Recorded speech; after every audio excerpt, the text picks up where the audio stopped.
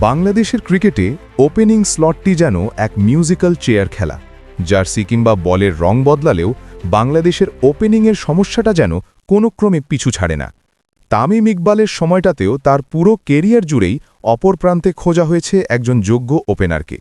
একের পর এক পরীক্ষা নিরীক্ষার পরেও যেন ওয়ানডেতে যোগ্য একটা ওপেনিং জুটি দেখার সৌভাগ্য হয় না লাল সবুজ সমর্থকদের।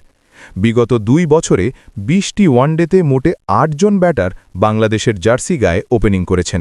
যদিও পরিসংখ্যানের পাতা উল্টালে দেখা যায় শেষ ২০ ম্যাচে নাঈম শেখ, এনামুল হক বিজয় কিংবা নাজমুল হোসেন শান্তরা ওপেনিংয়ের সুযোগ পেয়েছেন মাত্র একটি করে ম্যাচে। অন্যদিকে লিটন দাস ২ ম্যাচে ওপেন করতে নেমে কেরিয়ারে একটি রানও যোগ করতে পারেননি। গত ৩ বছর ধরে ওপেনিংয়ের রাডারে নিয়মিত নাম তানজিদ হাসান তামিম। টি-20তে পারফর্ম করলেও একদিনের ক্রিকেটটায় যেন নিজেকে মেলে ধরতে পারছেন না তানজিদ। ওয়ানডেতে ২৭ ইনিংস খেলতে নেমে মাত্র ২০.৬৭ গড়ে ৫৫৮ করেছেন তিনি। সাম্প্রতিক আফগানিস্তান সিরিজেও ২ ইনিংসে তার সংগ্রহ ছিল মাত্র ১০ রান।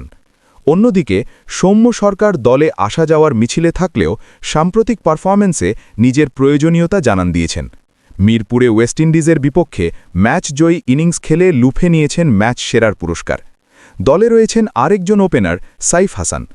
এশিয়া কাপের টি-20 পারফরম্যান্সের উপর ভিত্তি করে তার ওয়ানডে দলে অন্তর্ভুক্তি কতটা যৌক্তিক তা নিয়ে প্রশ্ন রয়েই গেছে। ক্যারিবীয়দের বিপক্ষে ৮০ রানের ইনিংসটি বাদ দিলে তার ব্যাটে ধারাবাহিকতার বড্ড অভাব। আলোচনায় রয়েছে পারভেজ হোসেন ইমনও। আসছে বছরই দক্ষিণ আফ্রিকা, নামিবিয়া ও জিম্বাবুয়ের মাটিতে অনুষ্ঠিত হতে যাচ্ছে ওয়ানডে বিশ্বকাপ। তার আগেই ওপেনিংয়ের এই সমস্যা দূর করতে না পারলে বরাবরের মতোই আবারও বিশ্বমঞ্চে গিয়ে ওপেনিং জটিলতায় ভুগতে হবে বাংলাদেশকে।